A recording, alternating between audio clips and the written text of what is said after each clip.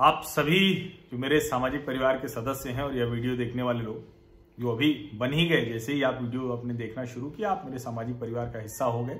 Subscribe कर लेंगे तो वो पक्का हो जाएगा, नोटिफिकेशन वाली घंटी दबा देंगे तो एकदम पक्का हो जाएगा। लेकिन सामाजिक परिवार के सदस्य तो आप सभी बन गए हैं। आप लोग ये बार बार सुन रहे होंगे कि जब चाइनीज वायरस का कहर खत्म होगा, इसका प्रकोप खत्म होगा तो दुनिया बदल जाएगी। लेकिन सिर्फ दुनिया नहीं बदलेगी, भारत भी बहुत कुछ बदलेगा। भारत के राज्यों की अलग अलग जो राज्य हैं उनकी तस्वीर, उनका चित्र वो पूरी तरह से बदल जाएगा। कई राज्य इसमें लाभ ले लेंगे, कई राज्य पीछे छूटेंगे, कई राज्य मुकाबला करने की कोशिश करेंगे। लेकिन कुल मिलाकर देश की जो तस्वीर है, देश का जो चित्र है वो बदलेगा। और उसमें जो देश का मुकुट है, जम्मू कश्मीर लद्दाख, तो लद्दाख का तो बहुत कुछ नहीं बदलेगा क्योंकि वहां यूनियन टेरिटरी है चंडीगढ़ जैसी। लेकिन जो दिल्ली जैसी यूनियन टेरिटरी है, केंद्र शासित राज्य है, लेकिन दिल्ली जैसा वहां विधानसभा बनेगी। तो अभी तो विधानसभा भंग हो गई है, लेकिन इसके बाद जब तक ये चाइनीज वायरस का कहर खत्म होगा तब तक वहां नए सिरे से परिसीमन हो जाएगा। अभी परिसीमन के लिए जो प्रक्रिया है वो बहुत तेजी में चल रही है। नेशनल कॉन्फ्रेंस और भारतीय जनता पार्टी के जो सांसद हैं वो अब इस परिसीमन आयोग के एसोसिएट सदस्य होंगे।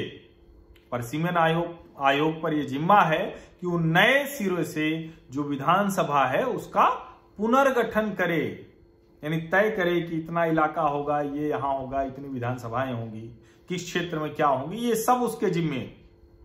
इसीलिए J&K रीऑर्गेनाइजेशन एक्ट के तहत जो कहा गया है कि कम से कम 4 विधायक लोकसभा सदस्य उसमें होने चाहिए जो चुनाव आयोग की मदद करेंगे। तो चुनाव आयोग ने लोकसभा अध्यक्ष को नेशनल कॉन्फ्रेंस के सांसद फारूक अब्दुल्ला, मोहम्मद अकबर लोन और हसनैन मसूदी, इनके अलावा भाजपा के जुगल किशोर शर्मा को परिसीमन प्रक्रिया में सहायक सदस्य के तौर पर नामित करने को कहा है। जितेंद्र सिंह चूंकि पीएमओ राज्य मंत्री हैं तो वो इसका हिस्सा नहीं है अभी। और सर्वोच्च न्यायालय की पूर्व न्यायाधीश रंजना देसाई की अगुवाई में ये सब कमेटी बनी हुई है। अब वो तय करेंगे कि कहां कौन सी विधायक बनेगा, कितना होगा। जैसे होता नहीं, परिसीमन बदल जाता है तो विधानसभा में थोड़ी इधर उधर दाएं बाएं हो जाती है, लेकिन यहां थोड़ी दाएं बाएं नहीं होगी क्योंकि कुल जो जम्मू कश्मीर की विधानसभा है जिसमें 89 विधानसभा सीट और 5 लोकसभा सीटों के लिए परिसीमन का काम हो रहा है। इससे पहले 1995 में परिसीमन हुआ था और उस वक्त भी राज्य में राष्ट्रपति शासन लगा हुआ था। इस बार जब परिसीमन होगा तो अनुसूचित जाति और जनजाति, उनकी सीटों का आरक्षण भी बदलेगा, वो भी इसमें शामिल किया जाएगा। ये भी आयोग तय करने वाला है। और ऐसा माना जा रहा है और जिसकी मांग बहुत उठ रही है कि जम्मू और कश्मीर के बीच का जो असंतुलन है, क्योंकि कश्मीर की आबादी भले ज्यादा हो, जम्मू क्षेत्रफल में बड़ा है, और लेकिन कश्मीर के पास ज्यादा विधायक हैं इसलिए उनका अधिकार ज्यादा हो जाता है।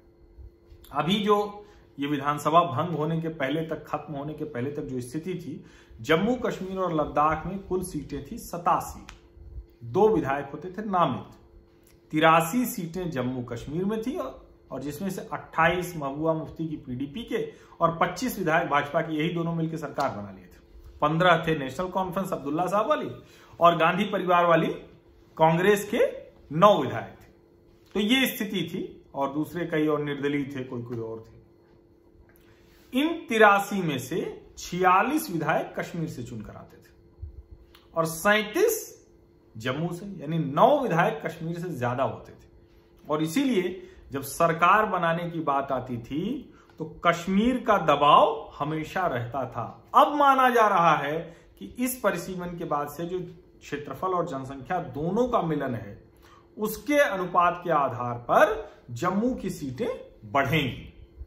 जो जम्मू कश्मीर और लद्दाख विधानसभा है उसमें पीओके की भी 24 सीटें हैं जो खाली रहती हैं। अब तो भारतीय मौसम विभाग ने बाकायदा जो है वो पीओके की भी, जो वहां के शहरों का मौसम है, मुजफ्फराबाद और वो सब, वो भी गिलगिट बाल्टिस्तान, उसको बताना शुरू कर दिया है।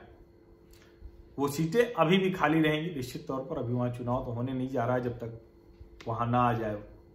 पाकिस्तान की कब्जे वाली 24 सीटें तो जस की तस रहेंगी, लेकिन जम्मू कश्मीर और लद्दाख, ये जो विधानसभा है उसमें से लद्दाख तो केंद्र शासित हो गया तो वहां तो कुछ नहीं होगा, लेकिन जम्मू और कश्मीर में विधानसभा की सीटें बढ़ने वाली हैं। जो अनुमान है कि जम्मू में कम से कम 7 विधानसभा सीटें बढ़ेंगी। और अभी जो 2011 की जनगणना के मुताबिक है तो जम्मू क्षेत्र में जो जनसंख्या है वो 53,78,538 है। उसमें डोगरा सबसे ज्यादा 62.55% है और जम्मू का जो क्षेत्रफल है वो 25.93 है और जो जनसंख्या है वो 42.89 है। क्षेत्रफल उसका 25.93 है, यानी जम्मू से कश्मीर से करीब 2 गुना है।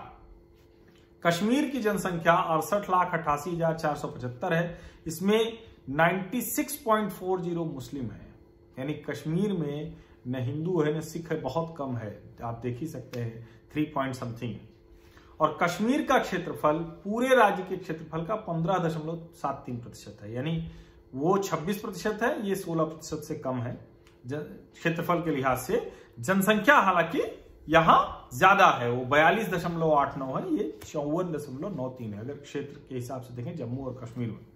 लद्दाख का क्षेत्रफल सबसे ज्यादा है, जनसंख्या सबसे कम। अब तो पूरी तरह से अलग हो गया, क्षेत्रफल वहां का 58.533% है और जनसंख्या है सिर्फ 2.18%। लद्दाख में भी जो कुल जनसंख्या है 2,74,289, सबसे ज्यादा मुस्लिम है 46.4%, बौद्ध उसके बाद है 39.67% और हिंदू हैं 12% से कुछ ज्यादा। ये है आंकड़ा।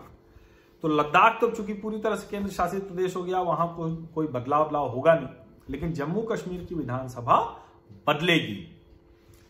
जम्मू कश्मीर में जम्मू का क्षेत्रफल ज्यादा है और कश्मीर की जनसंख्या, कश्मीर में जो सीटें हैं वो बहुत ज्यादा है। अब वहां मांग उठ रही है कि नए परिसीमन में जो गुज्जर हैं, बकरवाल हैं, गद्दी हैं, सिप्पी हैं, इनको भी आरक्षण दिया जाए। और ये जो हैं, इनकी जो जनसंख्या है वो करीब 11% है इन समूहों की जनसंख्या, और ये सब 1991 में अनुसूचित जनजाति का दर्जा हासिल है। इनकी सीटें रिजर्व की जाएंगी अनुसूचित जनजाति। अब नया परिसीमन जो पूरा होगा उसमें जम्मू और कश्मीर का चित्र कुछ इसी तरह से बदलेगा।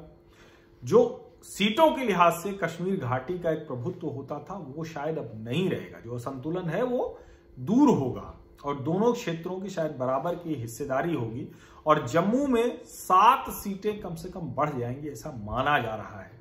अनुसूचित जाति जनजाति का आरक्षण हो जाएगा तो वो चित्र पूरी तरह से बदलेगा। तो ये चाइनीज वायरस जब अपना कहर खत्म करेगा, जब इसका प्रकोप दूर होगा तो बहुत सी चीजें बदली हुई दिखेंगी। वर्ल्ड ऑर्डर बदला हुआ दिखेगा, देश के अलग अलग राज्यों का ऑर्डर बदला हुआ दिखेगा और जो जम्मू कश्मीर है उसका भी चित्र पूरी तरह से बदल जाएगा।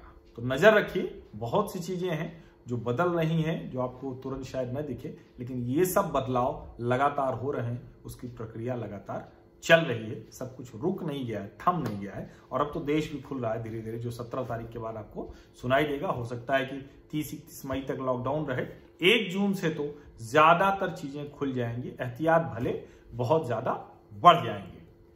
और अगर आप इस तरह की जो खबरें हैं, इस तरह की जो चर्चा है, उसको समय से जानना चाहते हैं, बिना किसी मारामारी के, जिसको कहते हैं ना कि टीवी में दिन भर जो लोग फाइटम फैटी करते रहते हैं, पटका पटकी, उससे अलग हटके शांति से आपको खबर चाहिए, विश्लेषण चाहिए, तो आप अगर मेरे चैनल पे नियमित आते हैं तो आपको पता ही होगा कि किस तरह की बातचीत होती है, किस तरह की चर्चा होती है।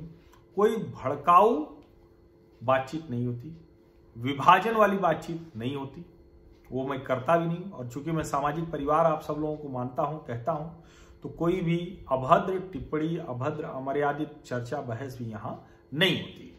अब अगर आप चाहते हैं कि आप भी इसका हिस्सा बने, तो आप अगर सब्सक्राइब कर चुके हैं तो आप हिस्सा हैं, वीडियो देख रहे हैं तो हिस्सा हैं, लेकिन अगर वीडियो देख रहे हैं सब्सक्राइब नहीं किया है तो सब्सक्राइब वाली घंटी दबा दीजिए, नोटिफिकेशन वाली घंटी भी दबा दीजिए। सब्सक्राइब भी करिए, नोटिफिकेशन वाली घंटी भी दबा दीजिए, जिससे अगली बार जब मैं ये बातचीत शुरू करूं तो आपको वो जानकारी मिल जाए। और आप अगर लगे कि ये ठीक है, तो अपने जानने वालों को, अपने दोस्तों को, अपने घर परिवार के लोगों को भी इस चैनल को सब्सक्राइब करने के लिए कहिए। बहुत बहुत शुक्रिया, धन्यवाद।